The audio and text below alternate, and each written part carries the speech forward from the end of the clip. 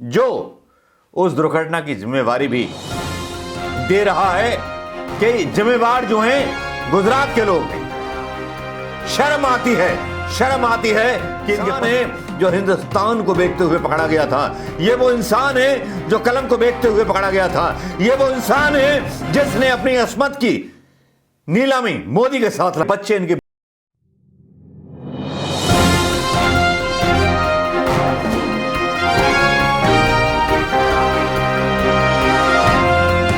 दोस्तों नमस्कार, मैं मनोज कुमार शर्मा आजाद हिंद आवाज न्यूज के लिए एक ऐसे दलाल के बारे में बात करते हुए घिन आती है ऐसी पत्रकारिता पर, घिन आती है ऐसी पत्रकारिता पर जो मौरी में मरने वाले लोगों पर भी सियासत करते हैं।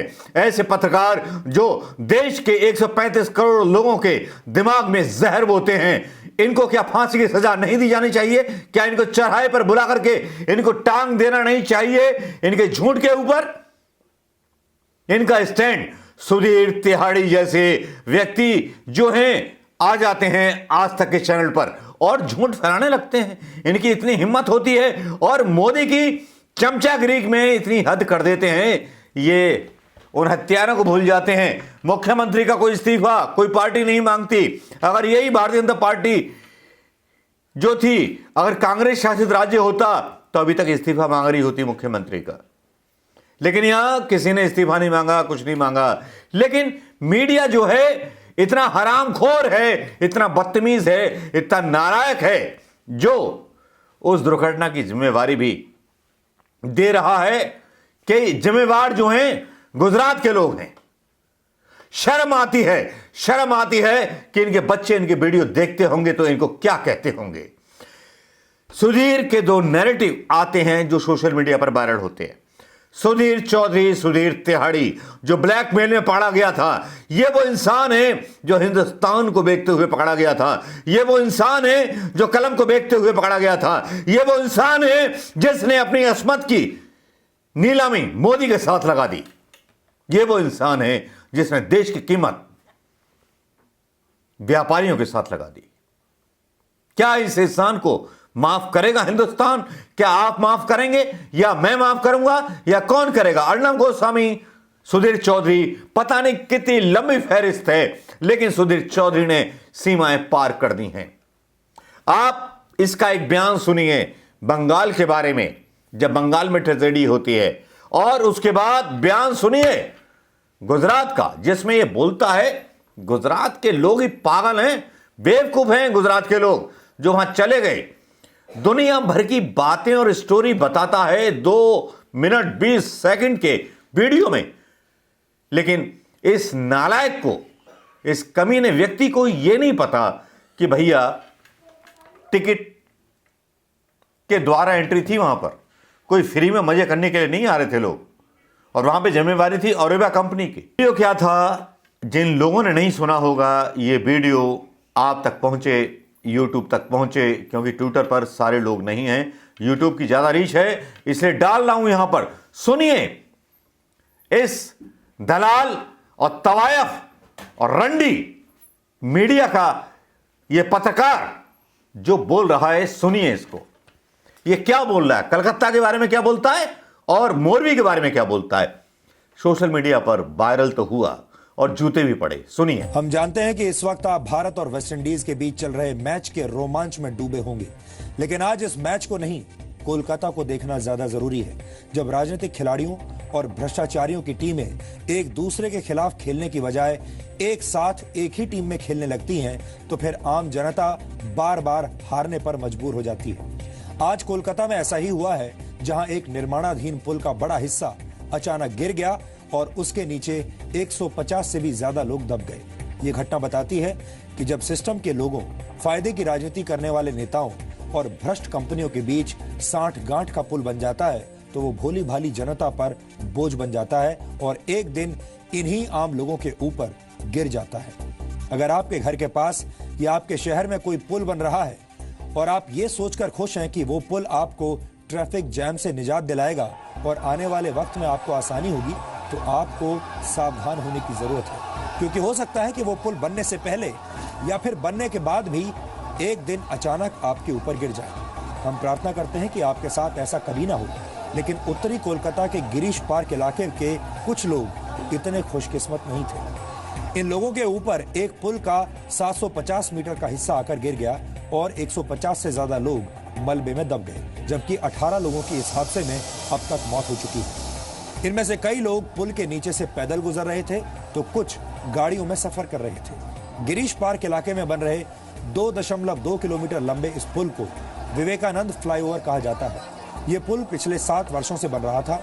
पश्चिम बंगाल के नेता और कोलकाता नगर निगम के अधिकारी बार बार लगातार इस पुल के पूरे होने की नई डेडलाइंस तय कर रहे थे, लेकिन यह पुल समय पर नहीं बन पाया और आज कोलकाता के कई लोगों के लिए यह पुल खुद एक डेडलाइन बन गया। लोग मौजूद थे, उनकी भी तो कुछ जिम्मेदारी बनती है। कुछ लोगों को यह बात आज हमारी बुरी लग सकती है, आज का दिन तो नहीं है ये कहने का, लेकिन फिर भी कड़वा सच ये है कि लोग खुद भी कहीं ना कहीं इस हादसे के दोषी जरूर हैं। और हम ऐसा क्यों कह रहे हैं उसके लिए पहले आप ये वीडियो देखिए।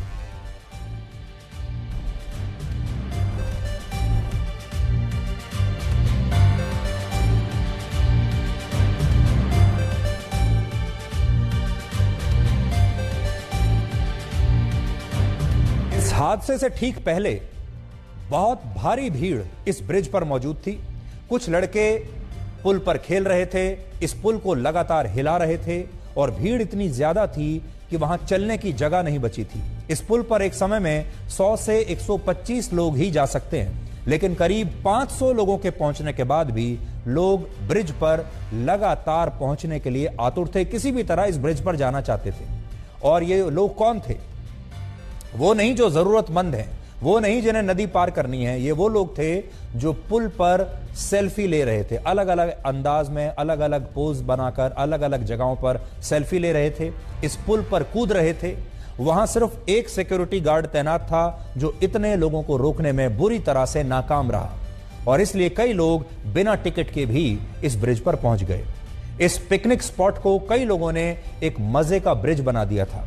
जिस ब्रिज की क्षमता 100 से 125 लोगों का वजन सहने की हो, उस पर अगर 500 लोग चढ़ जाएंगे तो टूटने की आशंका तो हमेशा ही रहेगी।